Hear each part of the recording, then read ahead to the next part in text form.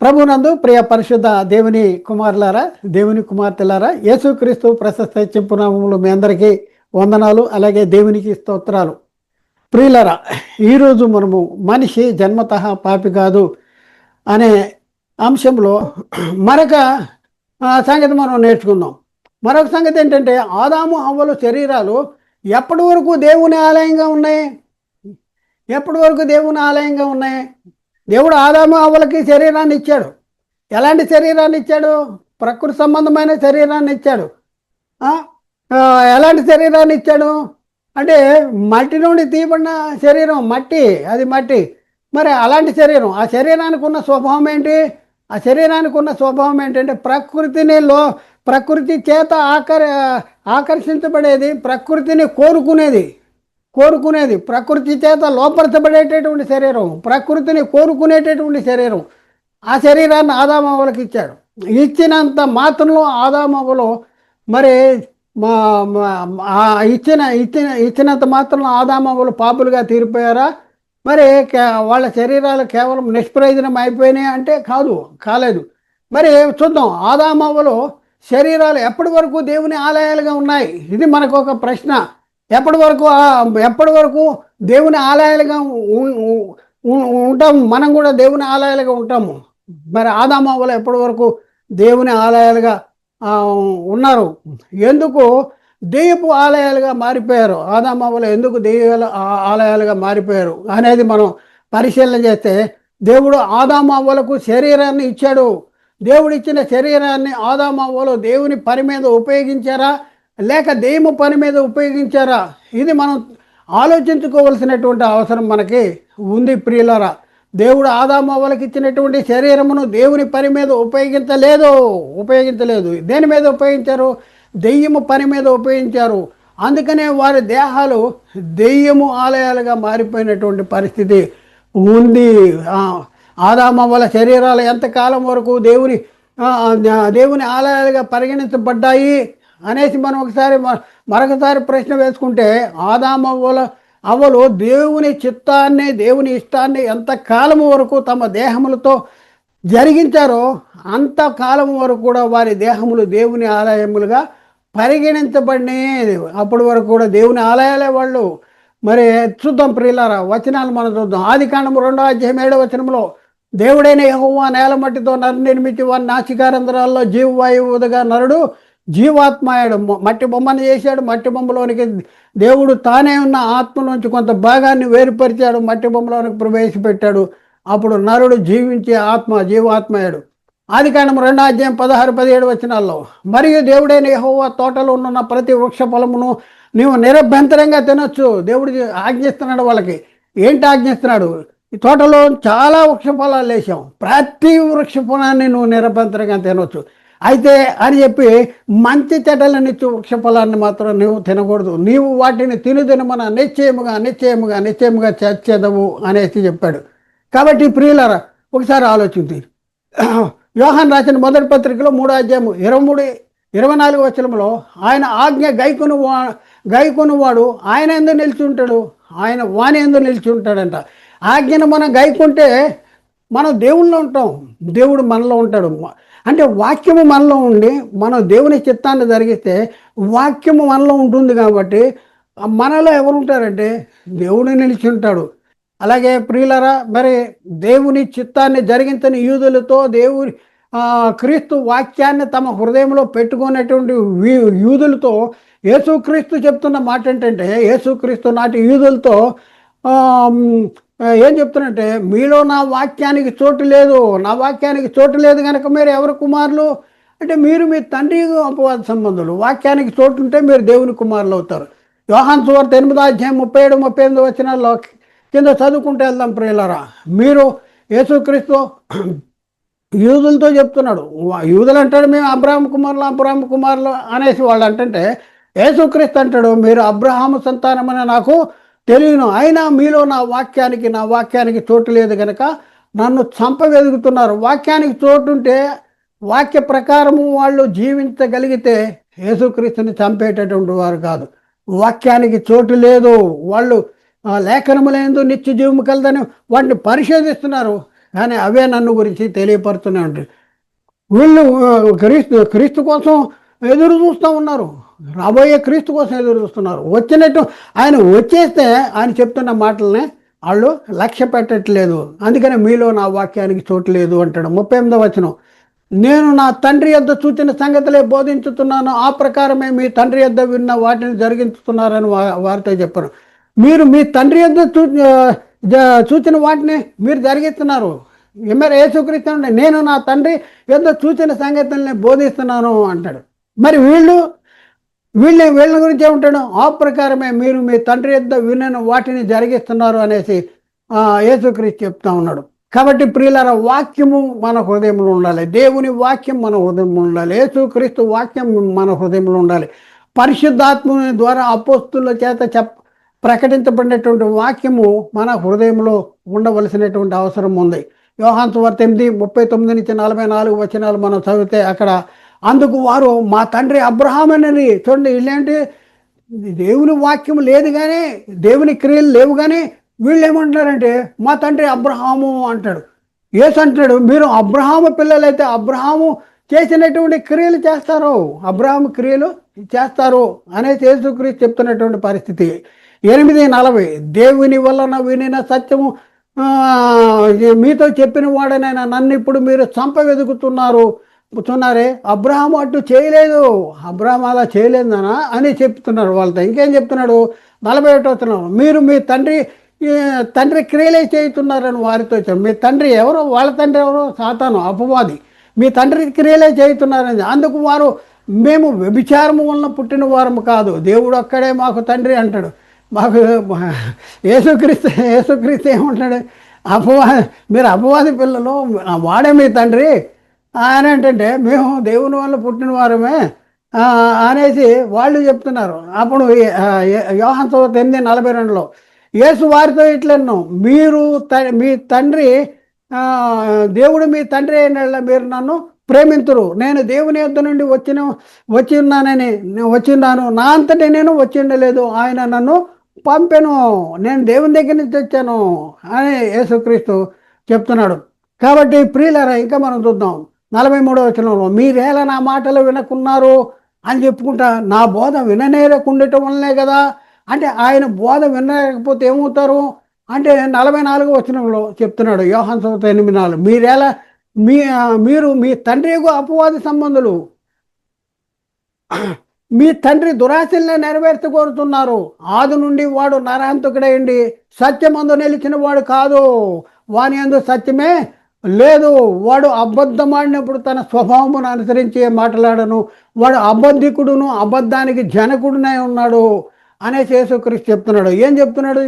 ఏం చెప్తున్నాడంటే మీరు మీ తండ్రి అపవాద సంబంధాలు. ఎందుకంటే మీలో నా వాక్యానికి చోట్లేదు.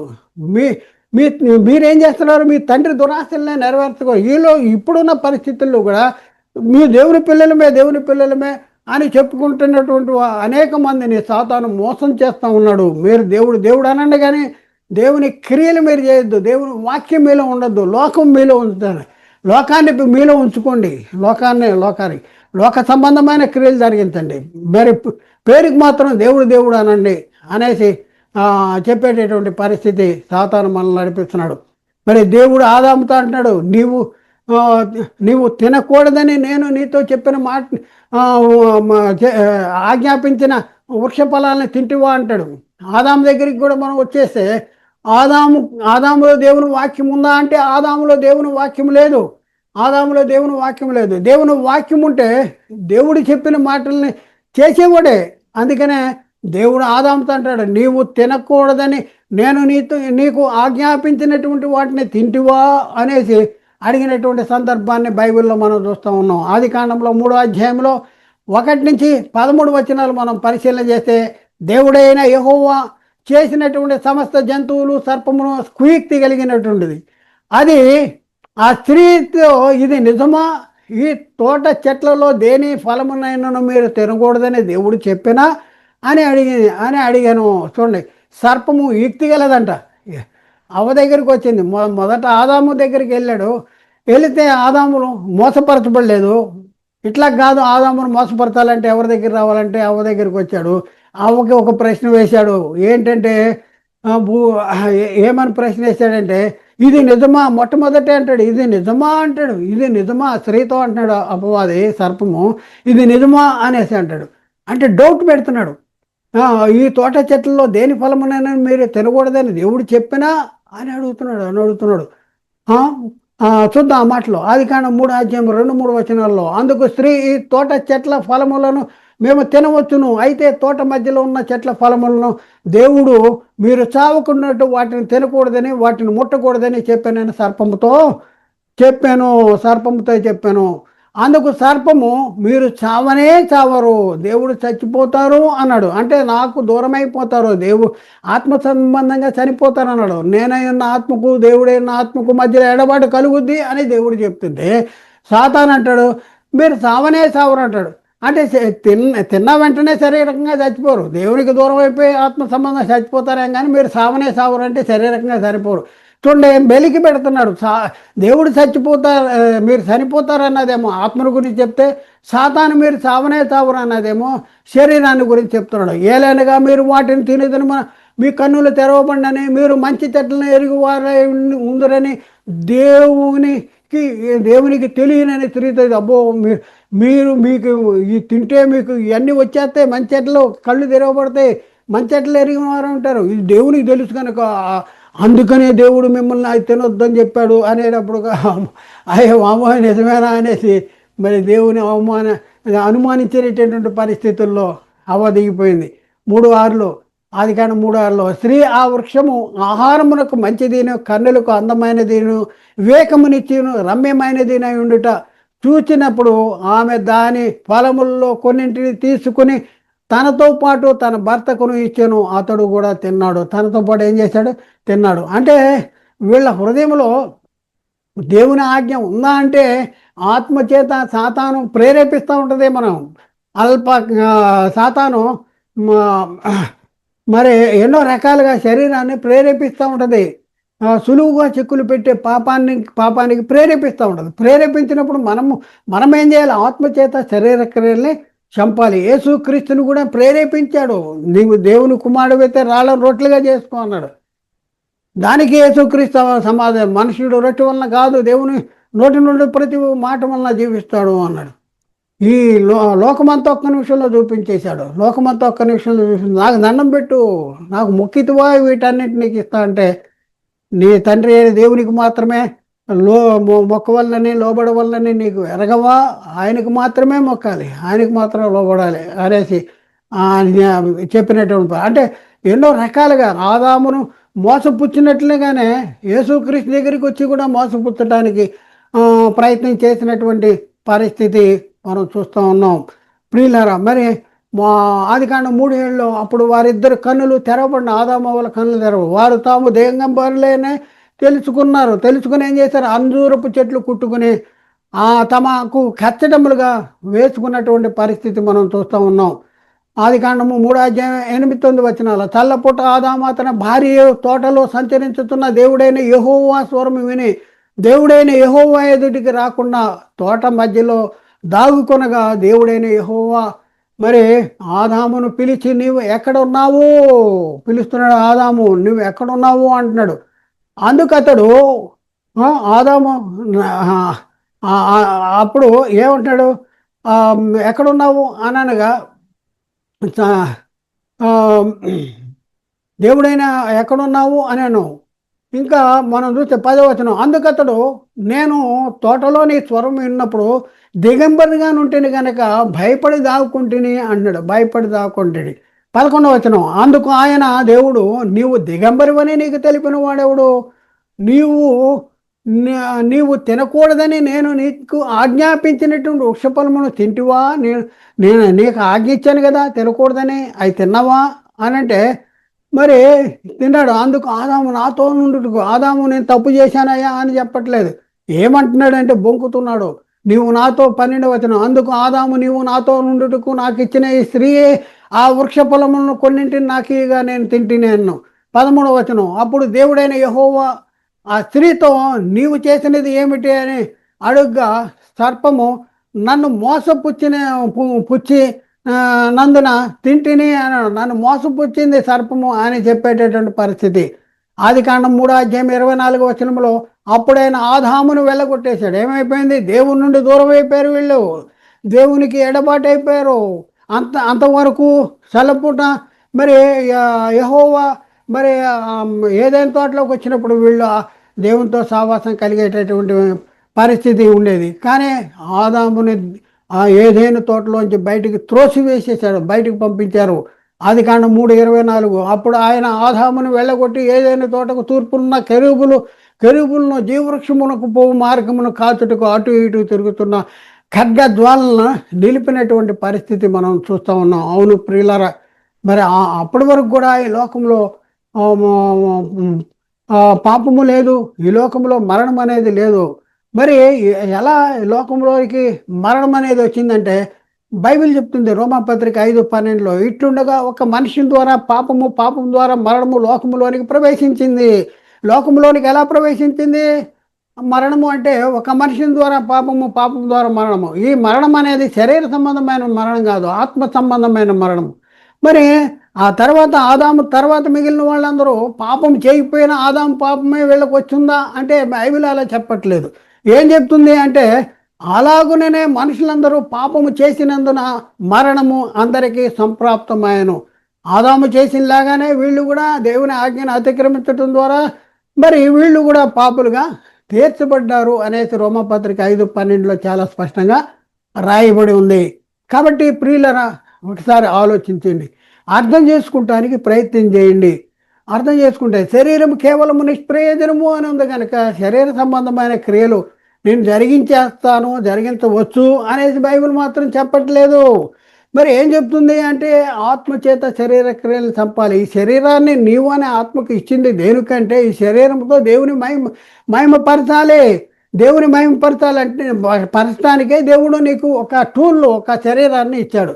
కాబట్టి శరీరము కేవలము నిష్ప్రయోజనమని అక్కడే ఆగిపోయి మరి మన ఇష్టం వచ్చినట్లు మరి శరీరాన్ని లోక సంబంధంగా వాడుకుంటే నిత్య నరకము, నిత్య జీవము ఉండదు అనేసి బైబిల్ చెప్తుంది. ఆలోచించండి, అర్థం చేసుకుంటానికి ప్రయత్నం చేయండి. మేము ఎవరిని కూడా వ్యక్తిగతంగా, సంఘపరంగా, సంస్థపరంగా ఎవరిని నిందించడానికి, కించపరచడానికి మీకు తెలియదు, మాకే తెలుసు అని చెప్పడానికి మేము మీ మధ్యకి రాలేదు.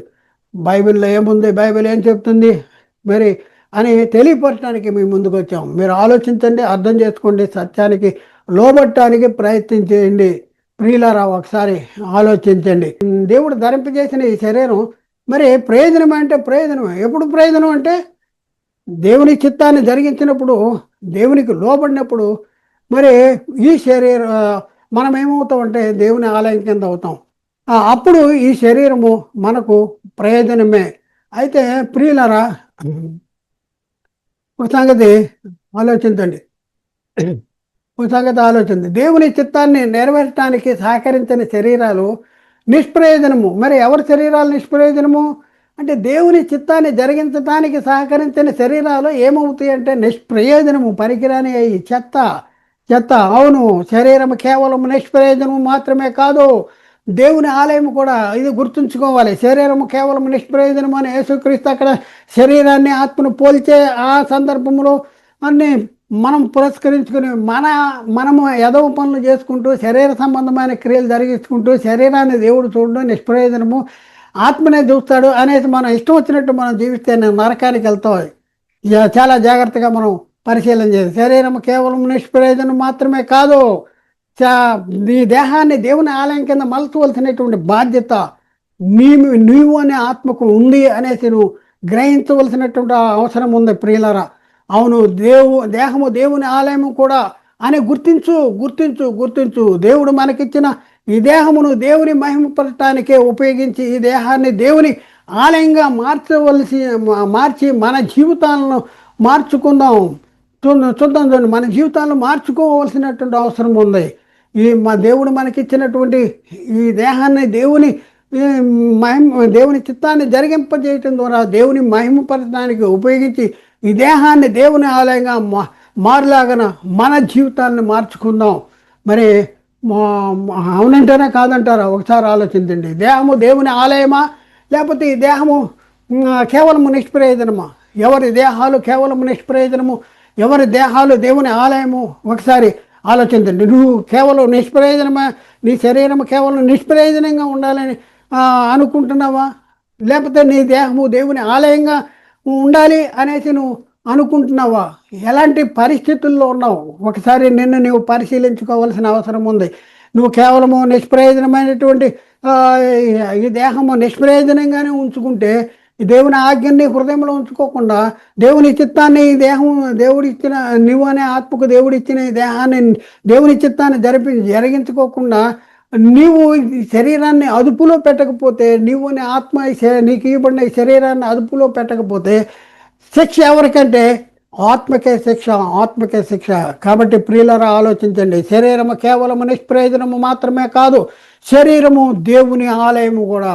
దేవుని ఆలయము, మీరు ఆ ఆలయమే ఉన్నారు. దేవుని ఆలయం కింద జీవించాలని కోరుకుంటున్నాడా? ఆయన ఆజ్ఞని గైకుని వాడు ఆయన ఎందుకు నిల్చుంటాడంట, ఆయన వాని ఎందుకు నిల్చుంటాడు. అందుకని పౌలు గారు అంటున్నాడు, జీవించేది నేను కాదు, క్రీస్తే నా యందు జీవిస్తున్నాడు. యేసుక్రీస్తు అంటాడు, నేను ఒక్కనే కాదు, తండ్రి నాలో ఉండి తన క్రియలను జరిగిస్తున్నాడు అంటాడు. ఇప్పుడు నీలో ఎవరున్నారు? దేవుడు ఉన్నాడా, దెయ్యం ఉందా? ఒకసారి ఆలోచించండి. నీ దేహము దేవుని ఆలయమా, దెయ్యపు ఆలయమా? ఒకసారి ఆలోచి. యేసుక్రీస్తు యూదులతో అంటున్నాడు, మీలో నా వాక్యముకి చోటు లేదు అంటాడు. మీరు నా మాట విన్నారక ఉండటం వల్లనే కదా మీరు మీ తండ్రి అపవాది సంబంధులు. మీరు అపవాద సంబంధులు, మనము దేవుని సంబంధాలమా అపవాద సంబంధాలమా? నువ్వు ఎక్కడ ఉన్నావు, ఏం చేస్తున్నావు, ఏంటి నీ బాధ్యత ఏంటి, నీ కర్తవ్యం ఏంటి? అసలు దేవుడు నువ్వు ఈ లోకానికి ఎందుకు వచ్చావు, ఈ లోకంలో ఎందుకు బతుకుతున్నావు? ఒకసారి నువ్వు ఆలోచించుకోవాల్సింది. నేను క్రైస్తవుడిని అని ఒకసారి బాప్తిసం తీసుకుని ఇష్టం వచ్చినట్టు నువ్వు ఊరేగితే నువ్వు నరకానికి వెళ్తావు. నీ దేహాన్ని దేవుని చిత్తాన్ని జరిగించడానికి మాత్రమే దేవుడు నీకు ఇచ్చాడు. దేవుడు నువ్వు అనే ఆత్మకి ఇచ్చాడు. ఈ ఆత్మ దేవుని ఈ ఆత్మ వాక్యం చేత శరీరక్రియ, ఈ ఆత్మ హృదయంలో ఉన్నటువంటి వాక్యం చేత శరీరక్రియలు చంపి ఆత్మను దేవుని చిత్తాన్ని జరిగింపచేసేటటువంటి బాధ్యత, కర్తవ్యము నువ్వు అనే ఆత్మకి. ఈ శరీరాన్ని దేవుని పని మీద నడిపించకపోతే శిక్ష ఎవరికి వస్తుందంటే నీవు అనే ఆత్మకు వస్తుంది. ఆత్మ నిత్య నరకానికి వెళ్ళింది. అగ్ని ఆరదు, పురుగు చావదు. యుగాలు ఆరని అగ్నిలో చావని ఆత్మ యుగాలు కాలేటటువంటి పరిస్థితి ఉంది. మరి అలాంటి పరిస్థితి తప్పించుకోవాలని దేవుడు ఈ వాక్యాన్ని మీ దగ్గర పంపించాడు. ప్రియులారా ఆలోచించండి, అర్థం చేసుకోండి, సత్యాన్ని గ్రహించడానికి లోబడండి. ఎవరిని కూడా వ్యక్తిగతంగా, సంఘపరంగా, సంస్థపరంగా ఎవరిని కూడా కించపరచాలని, దూషించాలని ఎవరికి తెలియదు. మాకే తెలుసు అని చెప్పడానికి మేము ముందుకు రాలేదు. బైబిల్ ఎలా ఉంది, బైబిల్ ఎలా చెప్తుంది, కాబట్టి ఎలా ఉంది అని కేవలం తెలియపరచడానికి మేము ముందుకు వచ్చాము. కాబట్టి ఆలోచించండి, అర్థం చేసుకోండి, సత్యాన్ని గ్రహించడానికి ప్రయత్నం చేయండి. ప్రియులారా, మేము ప్రకటించేటటువంటి వాక్యాలన్నీ కూడా యూట్యూబ్లో అప్లోడ్ చేయబడుతున్నాయి. యూట్యూబ్లో ఉన్న మా ఛానల్స్ ఒకటి యునైటెడ్ బైబిల్ అకాడమీ, దాంట్లో అప్లోడ్ చేయబడుతుంది. అలాగే సత్య సువార్త ప్రతిధ్వని అనే ఛానల్ ఉంది, దాంట్లో అప్లోడ్ చేయబడుతుంది. అలాగే ఎన్ఆర్ఆర్ బైబిల్ క్లాసెస్ అనేది అదొక ఛానల్ ఉంది, దాంట్లో కూడా అప్లోడ్ చేయబడుతుంది. మరొక ఛానల్లో యూబీఏ ఆన్లైన్ బైబిల్ అనేది మరొక ఛానల్ ఉంది. ఈ 4 ఛానల్లో కూడా అప్లోడ్ చేయబడుతున్నాయి. ప్రియులరా, మరి ఈ వాక్యాన్ని ఇంకా అనేక మందికి మీరు చేరటంలో మీరు సహకరించండి. ప్రియులరా, మరి విన్నవారు లైక్ చేయండి, సబ్స్క్రైబ్ చేయండి, అలాగే అనేక మందికి షేర్ కూడా చేయండి. ప్రియులరా, మరి ఎలా ఆలోచించండి, అర్థం చేసుకోండి, సత్యాన్ని గ్రహించడానికి ప్రయత్నం చేయండి. దేవుడు మాట్లాడిన ప్రతి మాట ప్రతి ఒక్క హృదయంలో నీరు కట్టే ఫలింపు చేయనుగాక. ఆమేన్. అందరికీ వందనాలు, దేవునికి స్తోత్రాలు.